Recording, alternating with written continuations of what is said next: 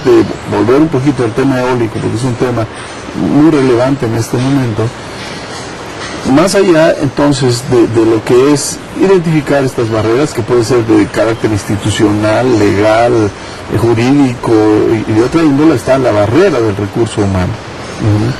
El instituto, pues nos hemos dado la tarea de formar formadores a través de cursos de diplomado, sobre todo en la región de Oaxaca, precisamente a los profesores de las universidades, de los tecnológicos, para que cuando menos los jóvenes sepan que hay algo que se llama energía eólica, en lo cual pueden ellos encontrar un empleo, y que tengan cuando menos las bases del entendimiento de lo que es un generador eólico y cómo se pueden ubicar en estas empresas que eventualmente pues hacen su negocio y se van a hacer negocio a otro lado, ¿no? Entonces eso se ha venido haciendo, y de 2 años y medio para acá, casi 3 años, pues venimos trabajando en el desarrollo de una máquina eólica, ¿verdad? Ya de potencia media, y que es en respuesta a lo que estamos viendo precisamente de los problemas que la tecnología, que no está hecha para los regímenes de viento que tenemos acá, está y de temperatura y de todas las condiciones. Este concepto de tropicalización de tecnologías, de tecnología que se hace en el norte para venir a los climas tropicales, tecnología que sufre. Tiene fallas, ¿no? Como uno cuando va a los climas fríos, ¿no? Hay que cobijarse mucho, y ve uno a la gente allá hasta sin camisa, nadando entre el hielo, ¿no? Esto lo venimos haciendo en la línea de energía eólica, ¿verdad? Y con un horizonte hacia adelante. Hemos formado cuadros a nivel, como dije, competitivo en este tema, cuadros que ya en su momento pues también estarán aportando soluciones a una base industrial que se establezca. Estamos intentando crear la base, la cadena de valor de energía eólica aquí en el país. ¿Y esta máquina eólica generadora de electricidad, en qué etapa se encuentra ahorita? Estamos concluyendo ya lo que es la ingeniería básica de la máquina. ¿El diseño ya está...? Es parte del diseño conceptual, viene después de ello toda la que es ingeniería básica, todos los elementos que constituyen la máquina. Estamos asociados con una empresa nacional, empresa industrial, y con ellos finales de este año, principios del próximo año, estaremos ya haciendo lo que se llama ingeniería de detalle para manufactura, porque vamos, en el escritorio puede uno diseñar un elemento y en la práctica el ingeniero de manufactura puede decir, oye, esta pieza pues es demasiado complicada como tú la diseñaste para fabricarse. La práctica, claro. Entonces hay que hacer tales cambios. Eso vamos a entrar. Anticipamos que en el curso del próximo año podremos estar ya ensamblando los primeros subsistemas de la máquina, para finales del año, principios del 2012, tener toda la máquina ensamblada y llevarla a nuestro centro de pruebas que tenemos en la Ventosa, Oaxaca, que precisamente construimos como parte de esta línea de trabajo, ¿no? Claro. Y con apoyo también de organismos internacionales. Este diseño, doctor, esta realización de esta máquina eólica, ¿qué tanto está innovando? O sea, ¿qué tantos fundamentos tiene en cuanto a las máquinas que ya se conocen? ¿Qué tanta innovación tiene? Bien, el tema de la innovación siempre es crítico, y créanme que cuando iniciamos con esta idea aquí en el instituto, pues fue siempre la pregunta, porque somos un centro que tenemos que trabajar en el ámbito de la innovación, ¿no? ¿Qué tan innovador es lo que estamos haciendo? Bueno, a final de cuentas, lo que sí debemos dejar en claro es que la innovación no necesariamente es rompimiento tecnológico. Claro, mejoría, ¿no? Probablemente. Entonces, nuestra máquina, pues es una máquina que se va a parecer a todas las máquinas. Esperamos darle una imagen que la distinga, obviamente, pero de que va a tener tres aspas como todas las máquinas, de que va a ser un eje horizontal, que va a estar arriba de una torre, el conocimiento es el mismo, ¿no? Etcétera. Pero hacia adentro, la máquina misma pues tiene un conjunto de elementos que se están involucrando a nivel de los distintos subsistemas en respuesta, digamos, a las condiciones y a la problemática que hemos estado viendo de lo que es, digamos, la tecnología, digamos, más ya adecuada para el sitio, ¿no? Así es. Entonces hay cosas por el lado eléctrico en donde se está mejorando. Hay algunos aspectos por el lado de electrónica de potencia, el hacer una turbina altamente confiable con el propósito de bajar los costos de mantenimiento, de alargar la vida, hacer una turbina amigable con la red eléctrica. Esto se dice fácil, pero un gran porcentaje de las turbinas que hay en el mundo no son amigables con la red eléctrica. Hay problemas para entregarla. Es la comunicación entre la red eléctrica y la turbina. Es como tenemos un recurso intermitente, ¿no? Las turbinas entran, salen, etcétera, etcétera. Y muchas veces ese diálogo, por ponerlo en estos términos, no es, digamos, tan fluido entre la red y la turbina. Y en ocasiones, bueno, una turbina no necesariamente, si se va a la red, no necesariamente, no se tiene que parar la turbina, pero no necesariamente entra automáticamente cuando la red lo requiere. En fin, hay un conjunto de elementos hacia adentro del diseño que esperemos nos dé ventajas comparativas y competitivas.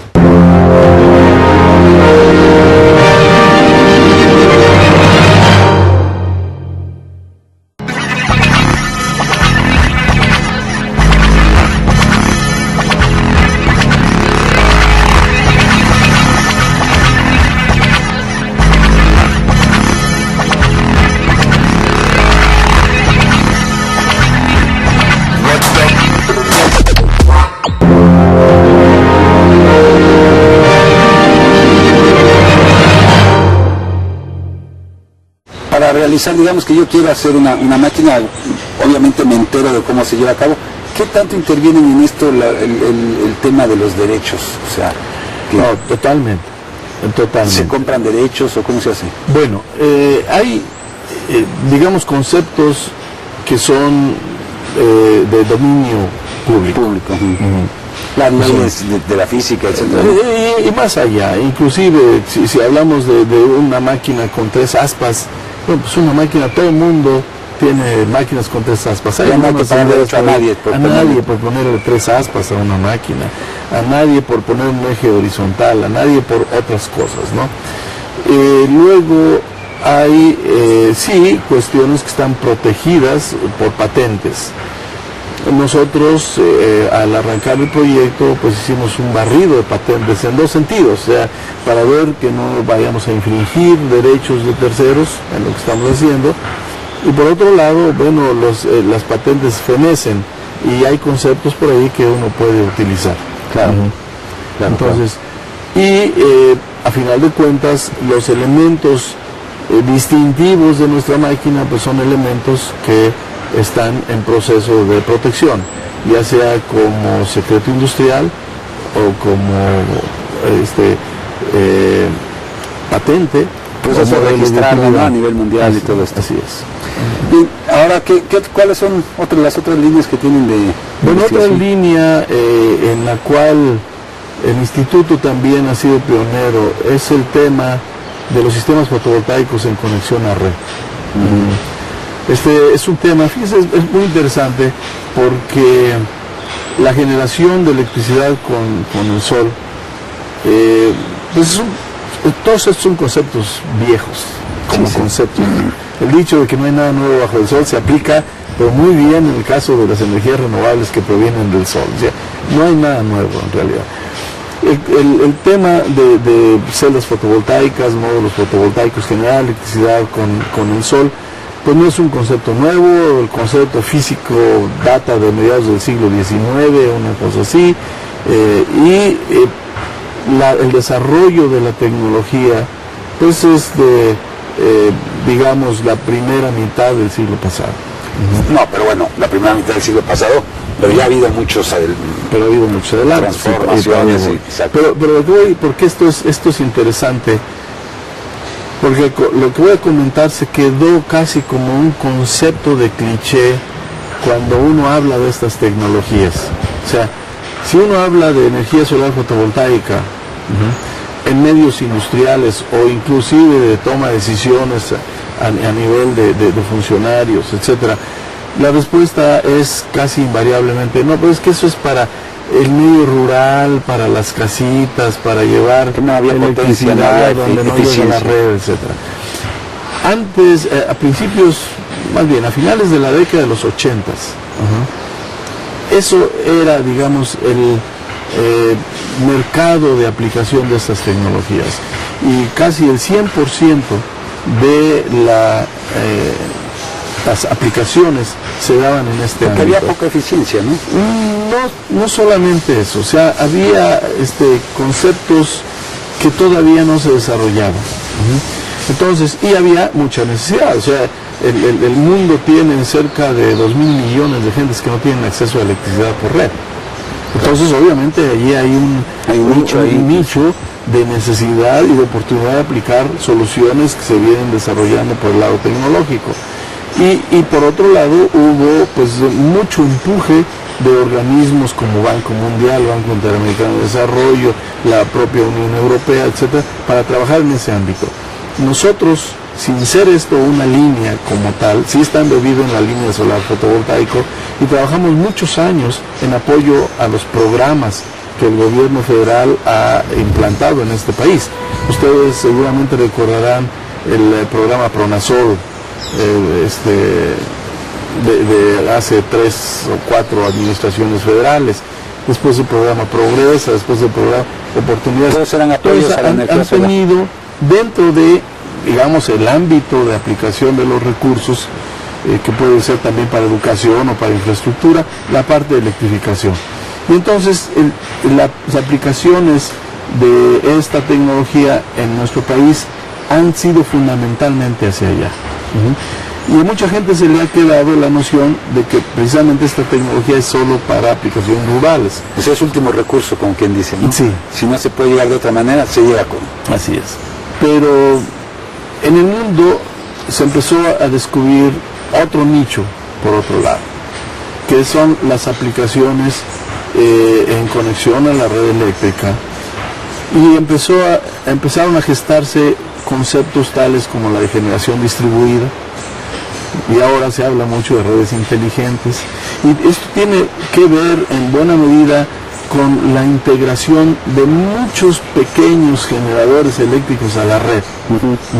Y pues toda la problemática que esto conlleva y todas las oportunidades que esto abre, oportunidades de alivio al propio sistema eléctrico y demás, ¿no?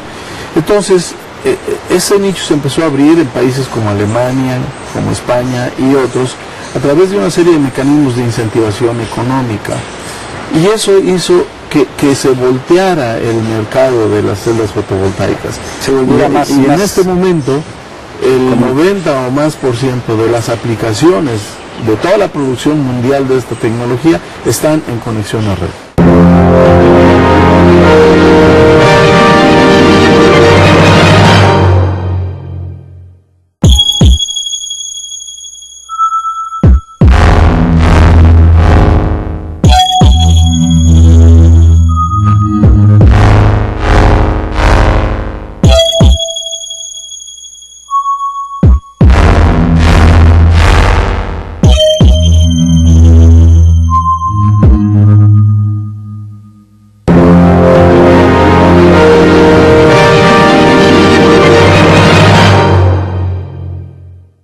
Nosotros iniciamos este trabajo hace aproximadamente 12 años, 13 años. Instalamos nuestro primer sistema por allá en el edificio donde se ubica la dirección ejecutiva. Alimentábamos parte de la electricidad de la planta alta con un pequeño sistema de un par de kilowatts, y de ahí pues empezamos a aprender de ello.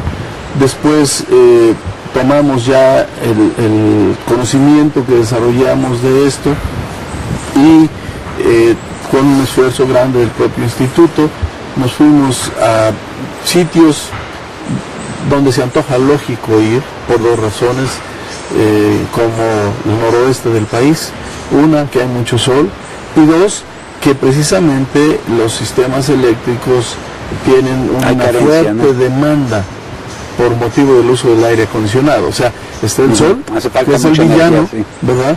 Pero tenemos al sol como posible solución.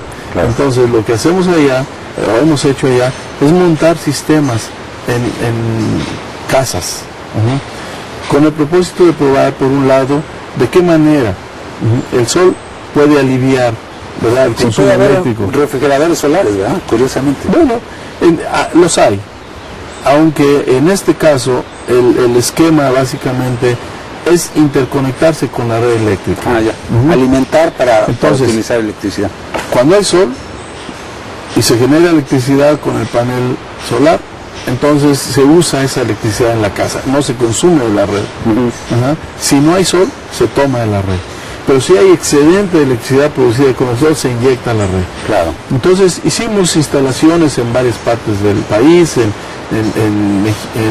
Mexicali, en Hermosillo, en La Paz, Baja California, por acá por Monterrey, y finalmente hicimos alguna más grande ya a nivel comercial, junto con una empresa en el Distrito Federal.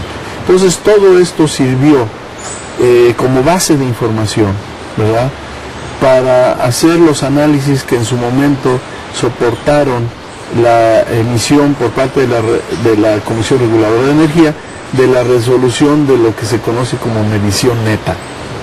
¿Qué es esto, básicamente? Bueno, uno consume electricidad de la red, tiene un medidor, ¿verdad?, aporta, ¿no?, y paga uno lo que el medidor dice. Bien, esta resolución lo que permite es que pueda uno poner en su casa un generador. Ahora ya esa resolución se acaba de ampliar, pero pone en aquel tiempo, como se arrancó, un generador fotovoltaico y aportar a la red. Y entonces aporta uno a la red sus excedentes y tiene varios beneficios. En primer lugar, deja uno de consumir de red. Claro. Eso tiene un beneficio para la red porque disminuye cuando está en pleno apogeo del calor, ¿verdad?, disminuye la demanda y alivia el sistema. Por otro lado, le inyecta uno a la red electricidad que puede ser utilizado adentro, y finalmente pues puede uno bajar la factura. La facturación. Estos estudios todos se hicieron aquí en el instituto, ¿verdad? Todos los experimentos pilotos los hizo el instituto en nuestra área de fotovoltaico, y bueno, esto ha dado pie ya, por ejemplo, a identificar que, si bien es cierto, por el lado de las celdas y los módulos, ¿verdad?, hay investigación de muy alta calidad en otros centros, nosotros no hacemos nada en ese tema, ¿verdad?, por la investigación fotovoltaica aquí en el instituto. No en celdas y módulos fotovoltaicos, no. Nosotros es sistemas en donde trabajamos, ¿verdad? La hay en otras instituciones, pero tristemente estamos importando todo, celdas y módulos, porque no hay producción en el país. Y tristemente lo digo también porque a principios de los años 80, el Centro de Estudios Avanzados del Politécnico Nacional tuvo una de las primeras plantas piloto para producir celdas y módulos fotovoltaicos en el mundo. Y nunca se tomó como programa para llevarlo a la industria. Para variar, ¿verdad? Así es. Entonces, nosotros a nivel sistema, lo que hemos identificado es que la interfaz de los módulos fotovoltaicos con la red, hay un nicho de oportunidad muy grande para desarrollo. Y entonces echamos a andar el desarrollo, ahora sí, de dispositivos de electrónica de potencia que se conocen como inversores, ¿verdad?, que hacen varias funciones, protecciones en cuestión de seguridad, calidad de la energía, convierte energía de corriente directa a corriente alterna, que es la que lleva la red, ¿verdad? Y se está abriendo ya la oportunidad de crear una industria en ese sentido. Se podría pensar, cuando estamos hablando de esto, la facturación, ¿cómo se llama? Facturación total. La medición neta. Medición neta. Se podría realizar una campaña a nivel nacional, ¿no? O sea, bueno, que el gobierno dijera, ¿sabe qué? De ahora en adelante cada quien, esta zona va a tener que implementar su generador solar, los vamos a apoyar con tanto, para que realmente tuviera un peso a nivel nacional, ¿no? Bueno, sí, cuando se pretende establecer de una manera obligatoria o normativa este tipo de soluciones, lo que pasa es que tienen que venir con algún tipo de incentivo, por otro lado. Sí, que claro, fue lo que ocurrió en reducción de impuestos o yo qué sé. Hay una serie de incentivos, pero que están un poquito escondidos, digamos, ¿no? Para el usuario en general no es transparente cómo se puede beneficiar con el uso de estas regulaciones que ya están. No ha habido campañas, ¿no? O sea, nadie sabe de esta medicioneta, por ejemplo.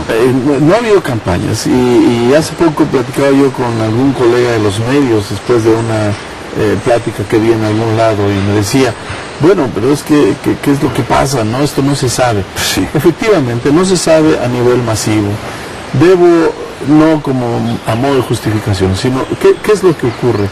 Bueno, en las campañas de esta naturaleza, pues obviamente también necesitamos tener una cadena, ¿verdad? Entre el punto donde está el conocimiento de esto y el punto donde se necesita que se conozca.